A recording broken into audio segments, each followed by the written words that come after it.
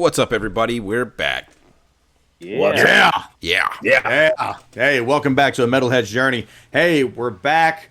We're going down the list here of our top 50 metal albums of all time. We have made it to number 15, and this is the mighty Slayer with Seasons in the Abyss. So, full transparency, we used to have another channel where we did some metal content, and that's really what started this Metalhead's Journey for us. And we decided it was going to start with a journey through, well, actually it started with just going through Megadeth's albums. And then we said, hey, why don't we do the entire Big Four? So through that journey, we actually listened to every Slayer record, which is something we hadn't done before that. And so this is the second time that we're actually reviewing this record, but this time will be much more in depth. The first time we did it was like all of 10 or 15 minutes, and it was pretty quick. So this will be the first time we've talked about it really at length, but if you guys are interested in looking up that other content, don't. It's not any good. Don't do it. Yeah. Hey, and just full transparency, just so it doesn't get confusing. This isn't our top 50 list. It's a list we compiled based on a number of credible sources. We're not credible. A number of credible sources on the internet. So this is a consensus top 50 list. I wanted to make that clear because I think some of us may or may not like this album too much, so it might be confusing. Like, I thought this was on your top 50 list. Why wouldn't you like it? So there you go. There's that. All right. Well, this is the number 15 album on the list here. Hey, before we get into it, while you guys are here, go ahead and give us a like, give us a subscribe to the channel, and let us know what some of your favorite tracks are from the album and what you thought. And hey, is this your favorite Slayer record? Do you have some other favorites that you go to? So just give us some input down there. We will see Slayer again on this list. Obviously, we're going to see Rain and Blood. And is South of Heaven on this list too? It is. No. Unfortunately not, which I was going to bring up. It's the no South of Heaven, so we just get Rain and Blood in this one. So we'll see Rain and Blood again. I know it's a few more albums up the list there, but hey, let's go ahead and hop into a little bit of history of the band, and we'll hit the metal rundown. So we have Slayer, formed in 1981, is an American thrash metal band from Huntington Park, California. The band was formed by guitarist Kerry King and Jeff Hanneman, bassist and vocalist Tom Araya, and drummer Dave Lombardo. The band is often cited as an inspiration for many current metal acts and are considered to be one of the big four of thrash metal, along with Anthrax, Megadeth, and the very mighty Metallica. Slayer have released 12 studio albums, including their latest album, Repentless, which was released in 2015. They've sold over 20 million records worldwide and have won 2 Grammys. Sadly, Jeff Hanneman did pass away of liver failure in 2013. And so on the Repentless record we talked about there, it was actually Gary Holt from Exodus taking over guitar playing duties with Kerry King on that one. So Seasons in the Abyss was released in 1990, and it's the band's 5th studio album. This is a pretty successful album. The album actually peaked at number 40 on the Billboard charts. This was actually the last album to feature the original lineup until we got to 2006, whenever Dave Lombardo actually came back into the band. The album produced 2 singles, and it actually produced the band's first music video. So Seasons in the Abyss, the title track, is a single and the first music video. Definitely something you should not go watch. It's not great. And Spirit in Black was also a single for this album. Good riff on that one. Oh. Yep. Yeah. So hey, let's hop into musicality, musicianship here. What'd you guys think? Man, Slayer's, I love these guys. I love I think they never fail when it comes to writing riffs. I do think that on this album, I feel like it's the album where they start to run out of ideas. A lot of these riffs feel like they're recycled.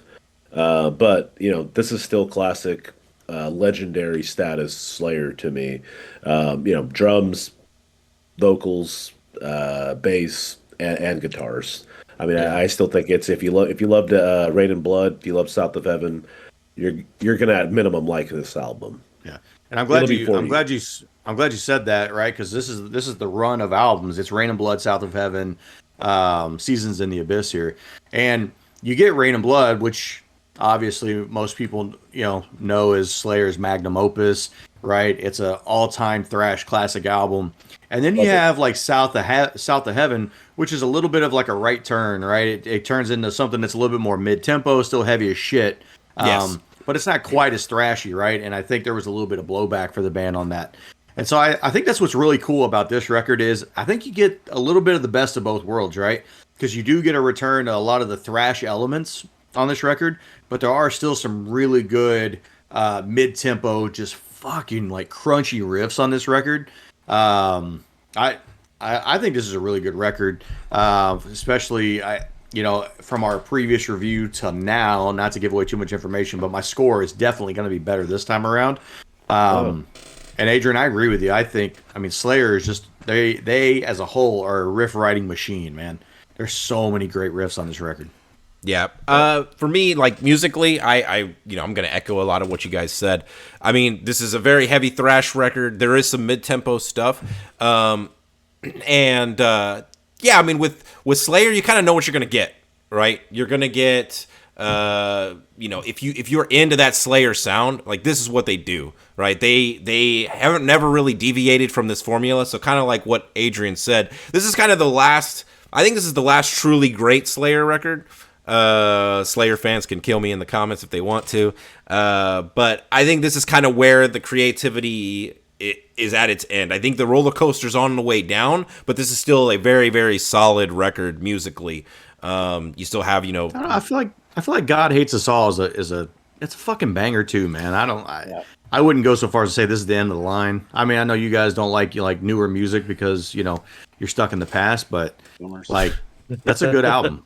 No, we're talking about this album today, and so as far as this album's concerned, I think again, if you're a Slayer fan, I don't need to convince you anything, but I think this is a very good distillation of like you said, Josh, of South of Heaven and Rain and Blood. I do agree, you get the best of both worlds here. As far as I'm concerned, I'm not a big Slayer fan. So I try to grade Slayer based on their musicianship, which is just fine. To all of your points, throughout most of the songs, there's some really good riffs. There's some really good heavy shit, some thrashy stuff that I like. Basically, most of the lyrics and the singing style are not my thing. But as far as the musicianship on that side of it, I didn't have a problem. And this album, like you guys have all said, this album is full of good stuff musically. Yeah. So I know you brought this up before, Jason, as the lyrics being like something that prevents you from really enjoying Slayer. I see. It's funny for me because Slayer just makes me feel like that 13-year-old rebellious kid again, where my dad listens to country music, and so like I want to listen to some just some egregious dumb shit. Right. No, and I get it. That's what Slayer kind of makes me think of, right? Like, I don't know, like every time I hear the song, and it's escaping me right now, but it's the title, it's the first track on God Hates Us All, where he screams God Hates Us All a lot of times. Disciple. Like, Disciple. Like, man, I just know, like, if I had that song when I was a kid, I would have played the shit out of that. So I think the lyrics for me are like, I think it's almost part of the fun, right? Because I mean, it's all a gimmick, right? No, and I agree. It's just with the songs that are done by Slayer that are my favorite, they're the more traditional lyric songs that have a more traditional chorus that I can follow along to, that I can get into. And like I said, it's just like this album is not a bad album. It's just, for me, like a lot of the lyrics and the singing style it just still didn't work for me. Yeah. Yeah, I think I'll kind of echo something that we talked about last time we reviewed this a little bit, but I mean, again going through this record now, and I think we did the last one like over a year ago, so it's been a long time since we did it. Dude, fucking Tom Araya, man, just a fine wine. Like this, I love this guy's vocals. If I was to put together the thrash supergroup, I think I'd choose Tom Araya's vocals over everybody else's in the big four, man. Like, it's just like, and I'm not talking like word vomit Tom Araya necessarily, right? But I mean, just one. like Temptation Tom Araya, right? Or Dead Skin Mask Tom Araya, like something in there. Like, I don't know. It's just good. I mean, look, it's not good in the traditional sense, obviously, like in terms of like singing, but it's like it's got the right amount of like aggression, but it's not overdoing it. I don't know. Yeah, he's a great vocalist, man. I mean, for me, like going into entertainment value, like lately I've been into a lot of power metal, which is like super happy go lucky, like uplifting, if you want to call it that, type of metal. And it was weirdly enough, it was a little bit refreshing. Never thought I'd say refreshing and Slayer in the same sentence, but it was a little bit refreshing to just get some, good old fashioned devil worship. Not really, but to get some just straightforward, like kind of that evil metal, like evil thrash metal. Well, Dave, I'm sorry, Dave. Let's just be honest. Like I like how you came at that from a power metal side, but let's just be really honest. This is so much more entertaining because it comes after Opeth. Like that Opeth record was a fucking slog. Okay. This just over 42 minutes. I mean, this thing is chef's kiss. One of the highlights of the album. Look, staying on topic here. I right when War Ensemble starts for me, it was like, yes, this is exactly what I need right now. And I don't know if I'm going to offend anybody when I say this, but Slayer is one of those thrash bands that it's like really, really good to put on in the background while I'm like doing stuff, right? Because it just like if you're just in the car and you're just driving, or if I'm at work and I just need some noise, some metal to listen to, I can very easily throw Slayer on. Like I don't have to really think about it. The solos aren't overly intricate. There's nothing super complex happening with any of these songs in a good way, right? And yeah, I could just sit there and enjoy it, right? And that's not to say that there aren't moments where I do want to pay attention. Specifically for me, I think there's like a trifecta. These aren't my top tracks, but like the trifecta of like Spirit in Black, Expendable Youth, and Dead Skin Massacre. 1, 2, 3 right there. Like I pretty much stop whatever I'm doing and pay attention to those 3 tracks specifically. But I feel like from pretty much top to bottom, like almost every track on here is got something I want out of it. So. Yeah. Okay. Adrian. Entertainment value? Hey, look, I wish this was South of Heaven. I'm going to be honest with you guys. I don't disagree. That's my favorite. That's my favorite Slayer record. On this list, like I think this album is good. It's a good Slayer album. But to me, it is of their first 5 albums, it's my least favorite. I did not enjoy going through it this time around, and I jammed it 3 times over the past week, and I just enjoyed it less and less. Isn't their second album in that Hell Awaits? That album fucking rules, dude. No, it doesn't. That album sucks. You're telling me that Seasons in the Abyss is worse than that? 100%. 100%. I hate it here. I hate this channel. I don't like being y'all's friends, dude. This place sucks. Dude, hey, I'm just kidding. Keep subscribing, please. We need you guys. And yeah, Show No Mercy also fucking awesome. But look, hey, no, Show No Mercy. I mean, maybe the best of the 4 like opening albums for the bands, right? Yeah, like Show No Mercy is very solid. Yeah, that one's my favorite Slayer album. I love the vibe of this band, and the vibe's still there with this album, right? To me, David, I would sit there and pay attention to their first 4. I will, but with this one, I think this one's the background Slayer for me. Jason, how's the entertainment value for you in this one?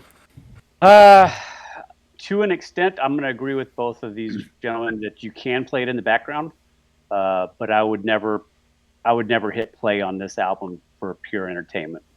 There is one exceptional song on here for me. That's the only one that I would listen to on repeat. Well, let's get into your top tracks then. Fossil, hit them. Number 3 would be Expendable Youth. Number 2, Seasons in the Abyss. Number 1, by a mile, not even close, Dead Skin Mask. Fantastic, absolutely fantastic chorus. That's a solid list. Jason, you said you had some lowlights earlier, man. I think all the Slayer fans out in the world want to know what your lowlights are. Yep, the only 2 that I just do not like, Temptation and Hollowed Point. All right. Okay. Yeah. Go ahead, Adrian. Top tracks. All right, so my number three is going to be War Ensemble. Number two, Spirit in Black, and number one, the title track, Seasons in the Abyss. Nice. Yep. Yep, I'll go. Nice. Any lowlights? Oh, go ahead. No low lights for me on this album. It's a solid album. Yeah. Mine are actually close to Adrian's, though not in the same order. So my number three is Seasons in the Abyss. Number two is War Ensemble. And number one is Spirit in Black. Right. I would say Dead Skin Mask could be a honorable mention. It's a great song. All right. Well, hey, for my honorable mention here, I have Spirit in Black. Great riff. Number three for me, Expendable Youth. Number two, Fossil. Good call here. Dead Skin Mask. I love just the mid-tempo feel of this song the whole time. And I think, if it wasn't for this number one song, I think this would be the Tom Araya song on the album. But the number one song, absolutely Fossil, is Temptation. God, you're stupid. Temptation is so good. I love the vocals, and this definitely has the best solo on the record, right? I don't know, the vocal thing is so cool because, they recorded the vocals one way, and then Tom Araya wanted to record the vocals a different way, and then they just layered them on top of each other. It was so fucking cool. And that's the thing that I just don't like most about that song. Well, you know what? I think that was a great production call here by Rick Rubin, who, look, he has been the producer of the majority of these guys' records, right? I went down the list. It is the bulk of the 12 records that Rick Rubin produced on here, and I think this album sounds great. I don't know, is this? I assume every album we listen to now is a remaster, so I'm sure this was a remaster somewhere down the line. But it just sounds great, man. Absolutely. Yeah, production, no issue with production at all. It sounds exactly like what I expect from Slayer. Would I want the bass to be a little bit loud? Would I want the bass to be a little bit louder? Absolutely. I don't love the bass tone, but it's Slayer, so Tom Araya doesn't care. He's singing the songs, so then I don't care. Yeah. I just don't understand why Rick Rubin produces these Slayer albums and they all sound good, and then he does Death Magnetic and. Hey, so let's move on to the legacy here, and let's talk about our metal rating for the album. So just to give you guys some context here, our rating system slightly different. We're still on a 1 to 10 system here, but for us, an average album is a 5. In a lot of cases, you would see an average album out there be a 7, right? For us, our average scale starts at a 5. Okay, so anything 5 or better is a variable ratings of we would recommend this album to you, or would recommend you listen to it. Anything sub 5 and down is varying levels of don't do it, don't play, don't push your time. As Herm Edwards would say, don't push play. Yeah. Yeah. I'll jump in first on my score here. So the first time we rated this record, I came in at a 6, I believe. That's correct. Yeah, and I think I enjoyed this record more this time. I don't know if it was just because we were kind of slogging through listening to 5 albums at a time when we were doing Anthrax and Slayer together. So this one maybe was a little tough then, but man, coming off of Opeth, this is exactly what Slayer needed. I'm jumping up a full point here. I'm going from a 6 to a 7. Wow. Oh. Yeah. Look, I'll go next because mine is really easy to do. I originally reviewed this over a year ago at a 7. I bounced around a little bit. I jammed it one last time today on the way home from work. And you know what? I'm going to rate it the same as I rated it last time. Make it super simple. I rated a 7. It's still a 7 for me. I think this is a very, very good record. I'll go here. So again, this album does not belong on this list. First off, to me, I feel like there's 4 other Slayer albums that could have been on this list and made sense. Would this be top 100 metal albums of all time? Maybe. But yeah. Anyway, my rating is going to be a 5.5. Is that any different than last time? I think I was at a 6.5 last time. Yeah. So look, we're talking about recommendations here. If someone wanted a Slayer recommendation, again, I'd have 4 other albums. Oh, probably even God Hates Us All. that I'd recommend them before this one. I mean, look, but it's still classic Slayer. For me, I think the last time I gave it a 5.7. Is that correct? Yes, that's Okay, it. so I did listen to it one last time today, and I am going to give it a small bump, Okay. but only to a 5.8.